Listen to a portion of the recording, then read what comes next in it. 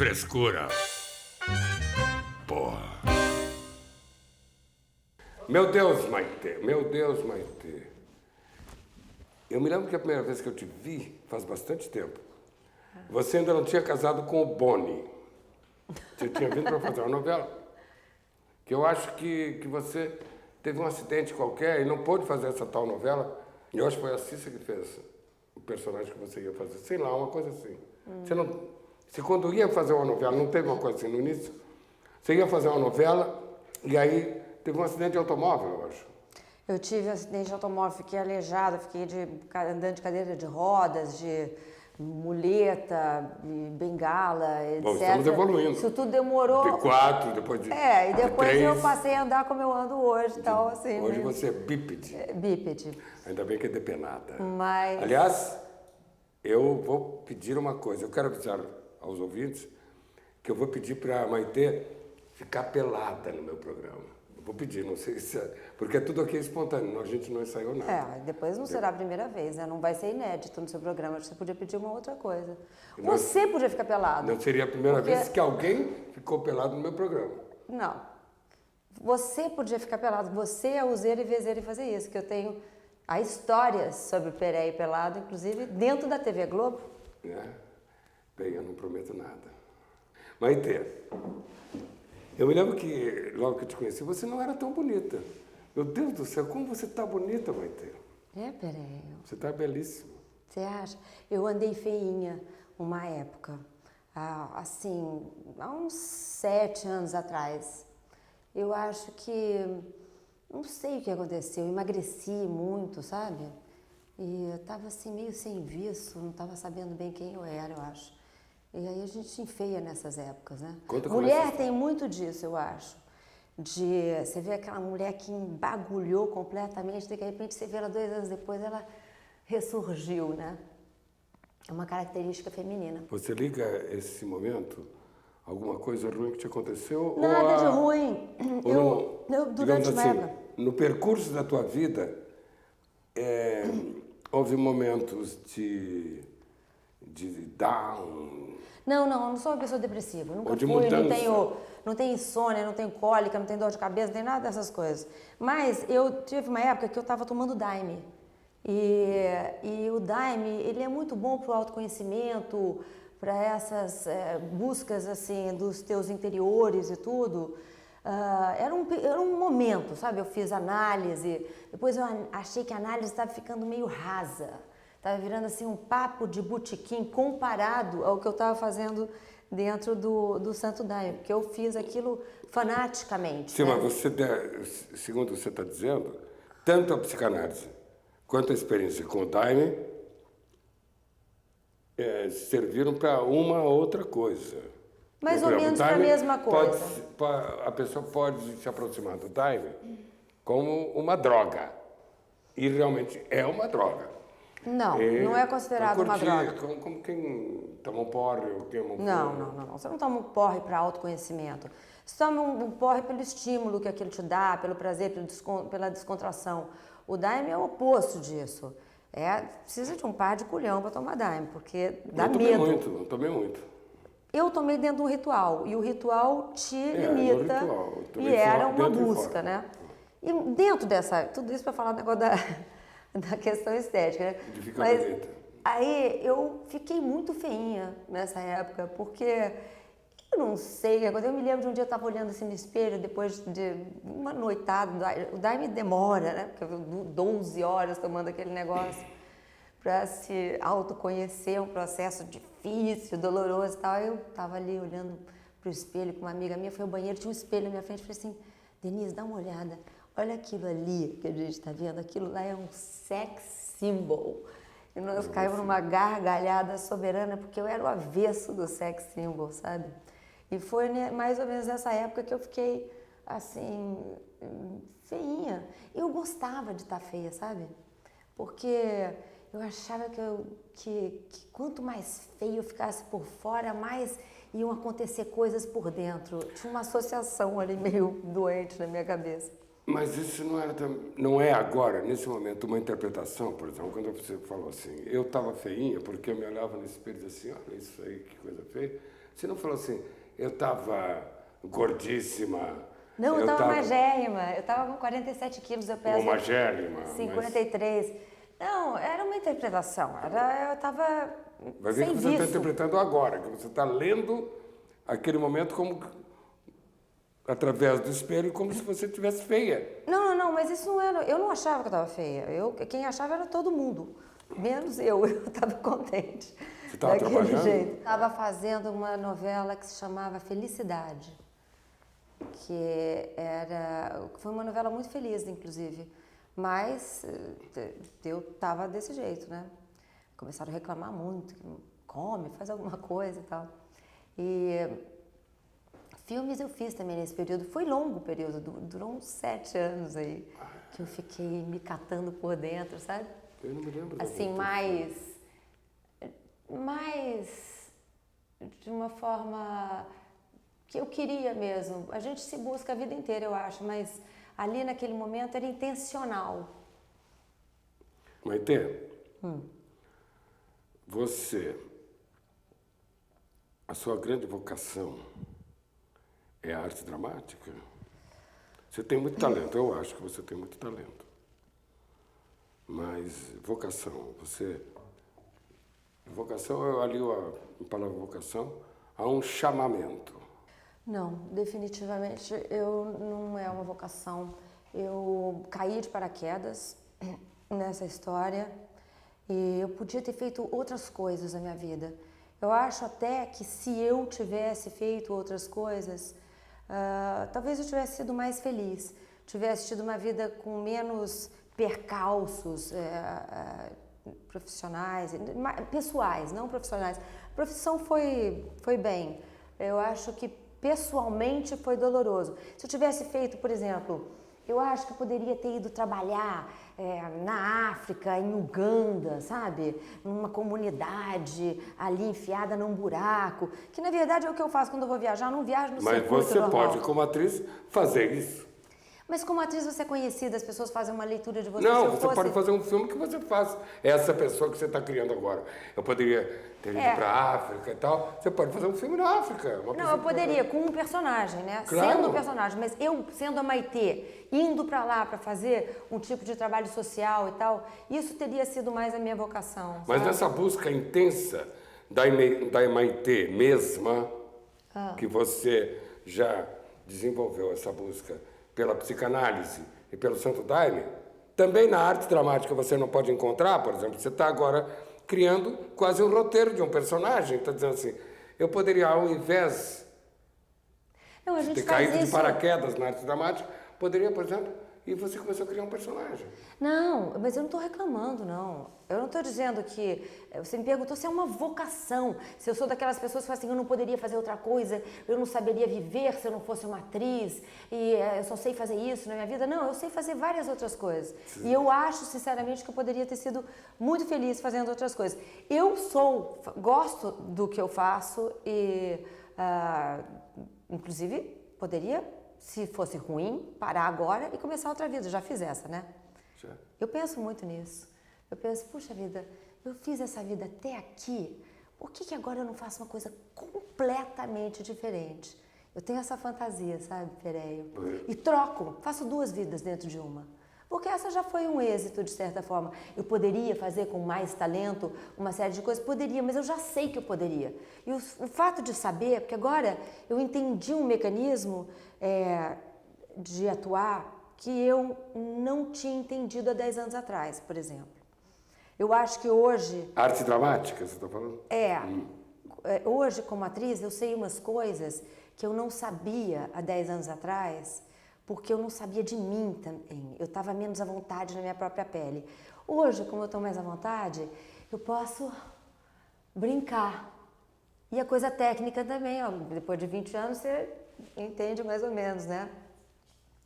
Então, como eu sei que o futuro é um aprimoramento disso, já não é tão exciting, sabe? Então, se eu fizesse uma outra coisa completamente diferente... Mas esses são sonhos, né? E você acha que você ainda tem tempo? Bom, a minha avó viveu até os 103. Então, eu estou no primeiro terço da minha vida, né? Porque eu pretendo ir até os 115, com mais recursos do que ela. Outro dia eu li uma matéria numa revista que você escreveu, você assinou. Você escreve sempre? Escrevo. Eu estava escrevendo semanalmente, agora, por causa da novela, eu pedi, achei que não ia ter assunto toda semana, sabe? Essa matéria que eu li era sobre cocô. Você não escreve só sobre cocô. Não, eu gosto muito do assunto cocô. É? Eu acho que muita gente gosta desse assunto, as pessoas só não comentam, mas... Eu gosto. Você gosta de cocô? A gente estava conversando aqui, agora nós vamos repetir tudo, né? Porque a gente estava conversando com o João Baldo sobre cocô. Não vamos repetir, não. Não dá para repetir, mas era interessante. Senão eu não posso mais conversar com as pessoas que eu vou conversar no ar. Você não pode conversar antes porque a gente gasta. Esse assunto do cocô, por exemplo, é um assunto, é universal. Porque quem é que você pode falar sobre a mulher? Ela interessa mais a mulher. Pode falar sobre o homem, interessa mais. Os assuntos são todos meio que de guetos e tal. Cocô não. Cocô é um assunto universal. Todo mundo se interessa por isso. Mas o meu assunto lá do cocô, o nome era coliformes, era o nome mais... Na verdade, era sobre as condições sanitárias da cidade. Eu conversei com os sanitaristas e tal. Exatamente. E descobri, quer dizer, a conclusão era que, por exemplo, nos Estados Unidos, a gente não gosta mais dos Estados Unidos, né? Mas os Estados Unidos tem uma coisa boa que as águas e esgoto nos Estados Unidos, o país mais capitalista do mundo, as águas e esgotos são administradas pelo Estado, né? Lá na meca do capitalismo. E aqui, na meca da esculhambação, fica tudo ao Deus dará, porque ninguém administra coisa nenhuma. E o sistema de águas e esgotos no Brasil é muito complicado e antigo, né? Do Rio de Janeiro, por exemplo, está aí desde o Império. Os mesmos canos, com ampliações e tudo. Então, a coisa ia por isso, por aí. Depois do intervalo, eu vou insistir que eu fique pelada. Vocês já viram, não viram? Pra quê? O mais interessante é o Pereira ficando... Eu vou contar como é que o Pereira ficou pelado na TV Globo. Eu posso? Posso, né? Porra. O Zé Celso, no espetáculo dele, tanto nas Bacantes, como no Antônio Conselheiro, ele mostra o cu no Teatro Oficina, com um montão de câmeras. Ele tira, no Tireses ele usava E vale a pena ver o cu do Zé Celso? Eu não sei, eu sempre ficava meio assim, mas tinha uma câmera que punha a câmera... Dava em close. E rolava pelo teatro inteiro um montão de monitores com o cozinho do Zé. Era uma metáfora de alguma coisa ou era simplesmente uma vaidade assim, cusal? Nas Bacantes ele fazia o Tireses. E o Tireses, segundo a lenda, ele foi homem e mulher. Ele interrompeu o coito de 2 ofídios, então ele foi condenado a ser mulher. E ele foi mulher por 9 anos, até que aconteceu a mesma coisa de novo, o negócio do coito dos ofídios. E ele voltou a ser homem. Então ele sabia o que era ser mulher e o que era ser homem. Sei. E sei lá, se o Zé Celso fez uma alegoria qualquer com relação a isso. Sei. Eu sei Quer dizer que mulheres... o Gerald Thomas não foi nem original, né? Quando ele mostrou o próprio ânus no Municipal, não é? Agora eu tenho um maquiador que ele me mostrou uma foto do cu dele também, só que era uma foto impossível, porque era uma coisa, uma bichona, assim, sabe, meio parda. Meio parda.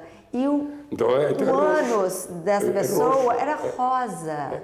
Então, ele como maquiador, eu acreditei. E assim, uma coisinha de bebê, sabe? Porque não tinha um pelinho, não tinha nem pregas. Uma coisa bonita mesmo, era uma coisa para se mostrar. Não tinha ele fotografou, pregas. mas eu acho que ele deve ter maquiado, porque não é possível. Você olha para a cara dele e olha para aquilo e não corresponde Não da edição. Não, tinha um Photoshop ali, não é possível. Você sabe que o Marlon Brando tinha um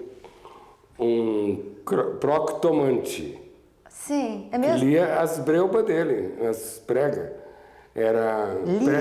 Lia leitura. Por exemplo, em vez de você ler a mão... Quiromancia é leitura da mão. Cartomancia, mancia quer dizer leitura. Eu sei, mas... Então, breubomante, sei lá, proctomante. O cara, tudo que decidisse fazer um filme ou não... Então, ele ia ver lá naquele lugar. Não, ele ia no proctomante, ficava de quatro, o cara olhava o cu dele e dizia assim, essa prega aí indica que tem uma tendência assim. Devia ser uma coisa... Porque não é... Por exemplo, você vai ler a mão, demora pelo menos 40 minutos. Ele ficava provavelmente 40 minutos numa posição um pouco desconfortável. Né? Não, pode sentar no xerox, clac. É verdade. Não sei, maneira, certo. Digamos assim que se fosse que assim, burra, né? Imagina, eu não entendo nada de Não, ele mostrava pro cara. Não, eu acho que se o cara por acaso estivesse viajando, então eu acho que tinha esse lance de tirar a impressão. O breupograma. Entendi. Assim, e manda pelo correio. Você sabe que houve uma época na TV Globo em que os homens não podiam... Tinha uma indumentária que era apropriada para entrar naquele lugar de trabalho e outra que não era, que era a que o Péréio escolheu num determinado dia para entrar, que era de bermuda e sandália havaiana, não podia. Aí ele chegou lá para o sujeito da porta e falou assim... Mas eu sou o Péréio. Eu falei assim, não, eu sei, seu Péréio, mas acontece que não é uma regra, eu estou aqui justamente para que as pessoas sigam a regra e o senhor não pode entrar desse jeito. Eu falei, não, eu posso entrar desse jeito, sim, porque essa roupa aqui é roupa de cena. Eu estou vestido com o meu personagem. Eu saí para gravar, voltei com a roupa do personagem e eu vou entrar. Eu falei assim, não, o senhor não vai entrar, o senhor me desculpe, mas eu tenho ordens e tudo, não pode entrar de bermuda. Aí o Péréio não teve dúvida, pegou, tirou as calças. Entrou pelado. Falou assim, agora pode? Entrou. E o sujeito ficou sem fala. Esse cara aí não deixou entrar. Imagine se ele impediu o Péréio de entrar ali, né, coitadinho? Foi assim a história. Péréio nu, dentro da TV Globo. Quem ficará pelado? Eu ou Maitê Proença? Maitê, você foi cheerleader? Eu fui, porque eu estudei numa escola americana e era assim... Sabe que eu estudei numa escola americana onde não havia brasileiros, não era moda. Eu era a única brasileira. Inclusive, eu era discriminada por isso. Porque americano, né, não gosta. Eles estavam aqui, era uma escola americana no Brasil, mas só tinha americano, porque eu morava em Campinas, que estava em expansão industrial, então as pessoas vinham, ficavam 2 anos, não queriam que os filhos interrompessem as aulas nos Estados Unidos, botavam ali naquela escola que era maravilhosa, era uma fazenda cheia de alamedas de jabuticabas, alamedas de mangas, e as pessoas ficavam muito livres ali, porque elas vinham para ficar 2 anos e depois iam embora. Então, tinha uma coisa de comportamento que você podia ser de verdade, que você ia embora. Então, você estava ali no meio do nada, não tinha passado, não tinha nenhuma referência, ninguém sabia quem você era. E lá, o importante era... As coisas que faziam você assim, ser querida no colégio eram muito ligadas a esporte, né? Que o americano é muito competitivo. E eu fazia parte de vários times assim, do colégio e era cheerleader, que era aquela chefe de torcida que a gente via aquelas meninas com aqueles pompons, fazendo assim, fazendo espacato, virando assim. Até hoje eu faço. Fico em pé na mão, fico em pé na cabeça, sei fazer espacato. Mais ou menos, né? Outro dia eu fui fazer fiquei com uma distensão que durou uns 6 meses. E cinema, Maitê? Você está querendo fazer cinema, está fazendo ou... Não, eu fiz um filme agora do Gerwitz. Como é o nome do filme? Subterrâneos, eu acho. Alguma coisa assim, de baixo, assim, da terra. Um filme que se passa todo dentro de um metrô. E não sei para onde vai. Vai ser lançado agora, né? Com Felipe Camargo. Felipe Camargo, bom ator. Julinha Lemertz. E ele é bom diretor de ator. Coisa que no cinema... nem sempre acontece, né? Um diretor que se interesse pelo ator, eles gostam mais, em geral, da coisa técnica. Você não só fica mais bonita quando fica mais madura, mas também melhor atriz. Eu acho que você vai se forjando, a sua arte dramática vai se desenvolvendo no exercício do trabalho dramático mesmo. Eu acho que quando eu comecei, eu não queria fazer isso. Não era eu nunca pensei quando eu era uma menininha que pensava que eu queria trabalhar como atriz e que eu queria fazer isso nem em teatro, nem em cinema, nem em televisão, nem nada. Aliás, na minha casa não se via televisão, era proibido.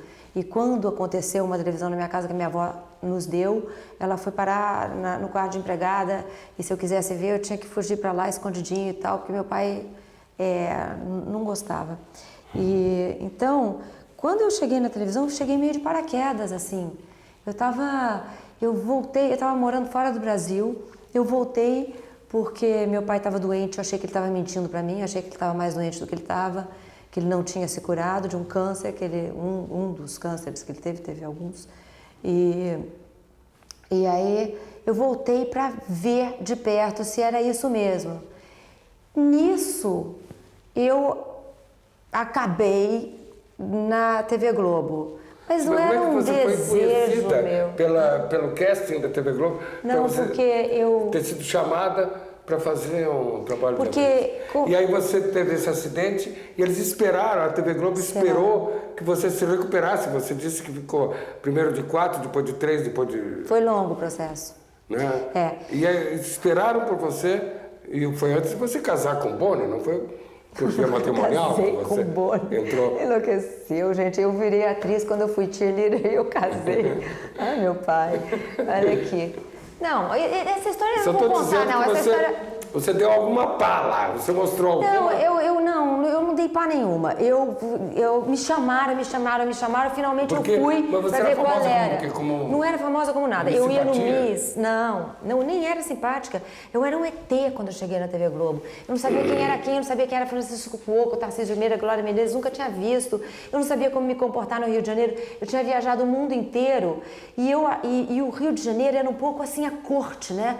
Tudo é superlativo, queridíssima, fantastiquíssima, é tudo excessivo. E eu não sabia fazer isso. Mas se a gente for considerar uma carreira... Eu estudei dentro assim, como é que eu comecei? Ninguém começa assim como você. Não, mas eu não ia nem começar. Como é que se recomenda que uma pessoa possa fazer uma carreira para chegar onde você chegou na arte dramática? Fazendo novelas, filmes e teatro também você fez. Uhum. Como é? É assim? Não é assim. Não, mas foi atípica a minha forma de entrar. Eu entrei sem querer entrar. Fui meio que empurrada para esse negócio. E fiquei durante anos achando que aquilo era apenas mais uma atividade. Você estava passando as férias? Eu estava especulando, sabe? Deixa eu ver como é que é e tal. Mas eu não tinha noção do que eu estava fazendo. E eu me sentia muito desconfortável dentro desse meio. Eu não gostei. Como se você estivesse numa festa para a qual você não foi convidada? Como se eu estivesse numa festa para a qual... Não, eu tinha sido convidada para a festa, mas eu era a pessoa errada para estar convidada naquela... Eu não fazia parte daquele grupo, eu não fazia parte daquele gueto, eu não entendia como é que eu tinha que me comportar. Ao mesmo tempo, eu cheguei já fazendo um personagem principal, as pessoas não gostaram daquilo, eu era articulada, assim, que não combinava com não ser feinha, então tudo incomodava, eu incomodava as pessoas. E era muito ruim, porque eu queria que gostassem de mim. E houve pessoas importantes dentro do Você, meio. por exemplo, gostava de mim, mesmo nessa época, Eu sempre ouvi. Mas nem todo mundo, a maior parte das pessoas não gostava. Então, eu fiquei muito assim... Isso fez com que eu ficasse presa na hora de saber, de fazer o que estava dentro de mim, eu ficava muito insegura. Porque como eu não agradava ninguém, eu falei assim, eu não vou agradar também quando eu estiver interpretando, eu não sabia o que fazer. Então, demorou para eu ficar segura o suficiente. Eu só comecei a ficar segura quando eu saí da TV Globo. Outro dia eu pensei nisso, inclusive dando uma entrevista. Que quando eu fui para a Manchete fazer a Dona Beija, eu aí saí daquele esquemão, daquele negócio, onde tinha muito julgamento e tinha muita pressão. Eu sentia dessa maneira. Aí, quando finalmente eu fiquei confortável, aí eu pude ser atriz. E isso vai acontecendo cada vez mais, porque a gente vai ficando mais confortável dentro da pele da gente. Aí como pessoa mesmo. Hoje em dia eu sou muito mais tranquila, não inquieta sempre, né? Eu acho que eu sempre serei, mas tranquila com a pessoa que eu virei. Então, a minha atriz também está à vontade para poder ser. E é isso que é interessante no ator, né? Que ele possa mostrar a sua individualidade, a sua forma de fazer as coisas. Isso eu não tinha quando eu comecei e hoje eu tenho. Muito obrigado, Maite. Acabou?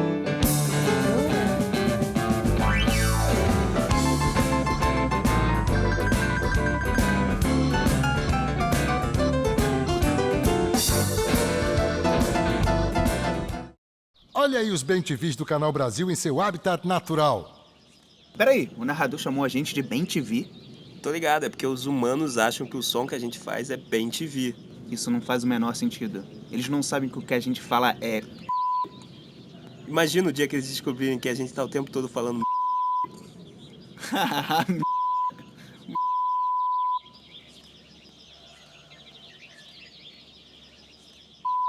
Tá, chega.